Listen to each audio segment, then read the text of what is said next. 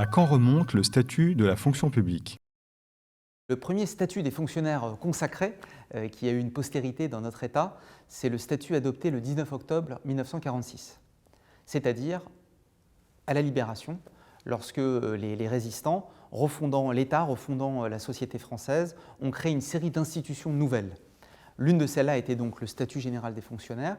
Ce qu'il faut en retenir, c'est que le statut traduisait une certaine vision de l'État, et notamment une volonté de développer une politique interministérielle, et donc une fonction publique qui ne soit pas simplement régie par les différents ministères qui composent donc l'action publique. Ce statut est resté immuable dans son idée de statut, puisque nous avons depuis 1946 sans interruption un statut général des fonctionnaires, ce qui ne veut pas dire qu'il est resté immuable dans son contenu. Il a évolué à plusieurs reprises.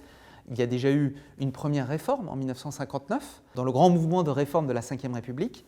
Il y a eu bien sûr les lois Lepors, adoptées entre 1983 et 1984. C'est la loi du 13 juillet 1983, très célèbre, sur les droits et obligations des fonctionnaires, commune à tous les fonctionnaires, et les lois adoptées par versant, c'est-à-dire une loi de 84 qui concernait les agents travaillant pour l'État, une autre loi adoptée en 84 qui concernait les agents travaillant pour les collectivités locales, et enfin la loi votée en 86 qui, elle, régissait les employés des hôpitaux, les soignants notamment, et pas seulement, y compris aussi les personnels administratifs. Donc on a trois versants de la fonction publique, un socle commun en 1983 et une volonté à la fois de consacrer dans une certaine mesure l'unité de la fonction publique avec des principes communs, mais aussi déjà de consacrer certaines particularités propres à chaque versant. Alors, ces lois sont restées en place jusqu'au 1er mars dernier, à date à laquelle le Code général de la fonction publique est rentré en vigueur, ce qui ne veut pas dire, là encore, qu'elles sont restées complètement figées depuis les années 80. Il y a eu plusieurs réformes importantes, j'en citerai deux plus particulièrement, mais ce n'est pas exhaustif. La loi de 2016 qui a consacré certains nouveaux principes, enfin non pas qu'ils étaient nouveaux par principe, mais ils n'étaient pas forcément écrits explicitement dans le statut. Par exemple, la laïcité a été consacrée dans les lois statutaires par la loi de 2016. Cette loi a également renforcé les exigences de déontologie et d'exemplarité de tous les agents publics. Et bien sûr, je dois citer la loi de 2019. Cette loi, elle a maintenu certains grands principes, mais elle a quand même aussi procédé à une réforme profonde de plusieurs aspects essentiels de la fonction publique, notamment le cadre du dialogue social qui a été profondément modifié. Elle a ouvert davantage la fonction publique aux contractuels et elle a aussi ouvert la voie à d'autres réformes par des habilitations à prendre des ordonnances. Les habilitations, ce sont donc des autorisations que donne le législateur au gouvernement pour réformer certains textes. Et en particulier, le législateur a autorisé le gouvernement à adopter un nouveau code général de la fonction publique. Nous avons un code général qui régit désormais aussi bien les fonctionnaires que les contractuels et qui régit, utilisons le terme générique, qui maintenant est consacré par le code, c'est-à-dire les agents publics. C'est bien un concept qui permet d'englober les deux catégories d'agents qui servent l'intérêt général. Quel est l'objectif du Code général de la fonction publique? Ils sont multiples. Nous en poursuivons plusieurs, nous en avons poursuivi plusieurs. Je dirais que si je devais le résumer d'un mot, c'est que nous poursuivons un objectif d'amélioration de la lisibilité et de l'accessibilité de ces textes. C'est un objectif de valeur constitutionnelle dégagé par le Conseil constitutionnel. Alors après, pour être plus précis, comment ça se décline techniquement dans le Code? Le Code est d'abord là pour nous permettre d'améliorer la terminologie et de définir le champ de la fonction publique. Cette clarification, elle passe aussi par un plan. On dit parfois qu'un code, c'est avant tout un plan. Et là-dessus, le plan s'est voulu novateur. Le code, il intègre les différentes fonctions publiques dans un plan unique, un plan thématique construit sur une logique de ressources humaines. Donc vous retrouvez un livre premier qui fait référence aux droits et obligations, et là, bien sûr, on y retrouve avant tout la loi de 83, qui était déjà construite sur une logique unifiée. Et on retrouve après, dans les différents livres, un livre consacré au dialogue social et qui intègre donc les éléments communs à chaque fonction publique et éventuellement leurs spécificités. Et puis ensuite, on suit la vie de l'agent, le recrutement, les questions de rémunération, les questions de congés, de temps de travail. C'est vraiment un plan qui se veut logique, simple d'accès, compréhensible à la première lecture. Donc premier objectif, vraiment, une amélioration formelle, un plan plus lisible, plus directement accessible. Et aussi une clarification de la terminologie.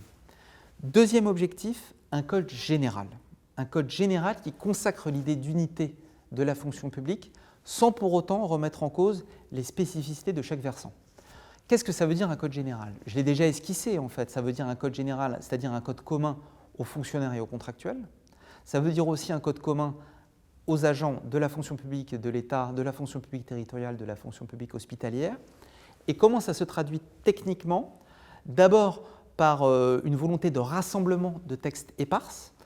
On parle quand même de 92 lois qui n'étaient pas intégrées dans les lois Le Pors. Donc le Code général, très concrètement, c'est 4 lois statutaires, très importantes que nous connaissons, auxquelles nous avons ajouté 92 lois autres, rassemblées. Autre manière donc d'assumer cette dimension générale, c'est le fait de fusionner des dispositions entre versants quand elles étaient identiques.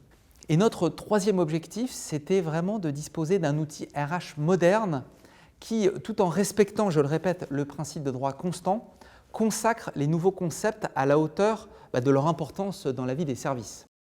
Quelles sont les questions que pose la production du code et quels sont les défis à relever? Alors la première question que pose un tel chantier, c'est celui de sa faisabilité. On parle d'un chantier colossal législatif. Le code, c'est plus de 1200 articles, 1265. Alors, qu'est-ce qui a rendu possible finalement cet aboutissement? Je dirais trois facteurs décisifs. D'abord, une volonté politique affirmée, d'abord au Parlement, à l'Assemblée nationale. Ce sont des parlementaires, c'est une particularité de cette habilitation, de cette autorisation donnée par le législateur au gouvernement. Elle est venue des parlementaires eux-mêmes à l'Assemblée nationale qui voulaient parachever l'œuvre de transformation de la fonction publique par cette réforme formelle. Alors, le deuxième facteur décisif qui a permis d'aboutir, c'est la mobilisation d'une équipe projet. J'ai eu la chance de pouvoir compter sur une équipe resserrée mais très motivée au sein de la DGFP et également sur des experts dans les grandes directions partenaires, la DGCL, la Direction générale des collectivités locales, la DGOS, la Direction générale de l'offre de soins, et la DGOM, la Direction générale des Outre-mer.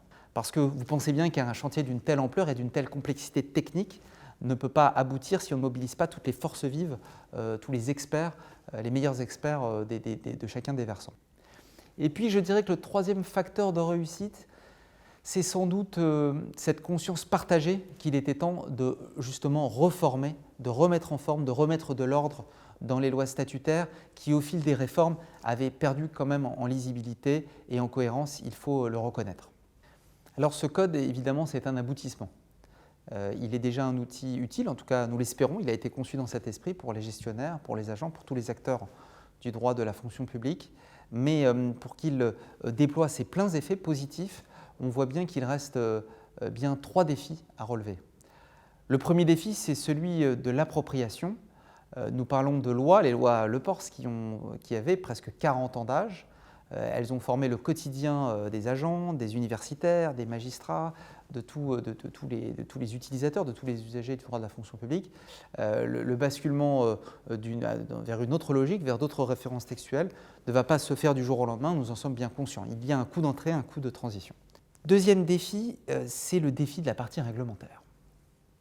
Je ne l'ai peut-être pas assez dit, mais ce que nous avons codifié, c'est la partie législative.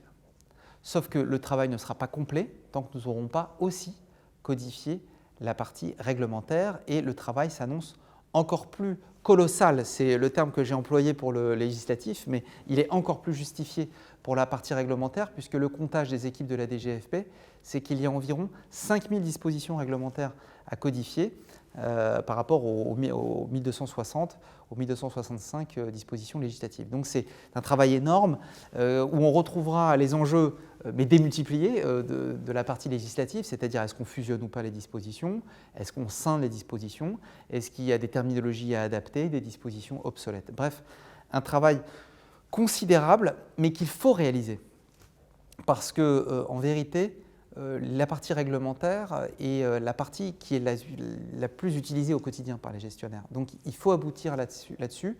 Nous en sommes très conscients. Nous disposons d'un atout, c'est que le cadre sera le même que celui de la partie législative, puisque le plan de la partie réglementaire a vocation à suivre le plan de la partie législative. Le troisième défi, c'est celui de l'évolution du code. C'est une critique qu'on entend parfois à l'encontre de la codification. La codification rigidifierait les règles. Nous pensons que c'est tout le contraire. On en attend au contraire une amélioration de la décision politique et du travail législatif, puisque chaque modification à l'avenir sera replacée dans un cadre d'ensemble. C'est vraiment l'apport de ce plan, c'est l'apport au niveau législatif, ça le sera, nous l'espérons, au niveau réglementaire. Et c'est vraiment l'esprit dans lequel ce code a été pensé. Il a été pensé comme se voulant accueillant. C'est l'expression du Conseil d'État, c'est-à-dire, si vous me permettez l'expression, à l'épreuve du futur. À l'épreuve du futur, c'est-à-dire n'empêchant pas les futures conceptions de la fonction publique de se déployer dans le Code général de la fonction publique.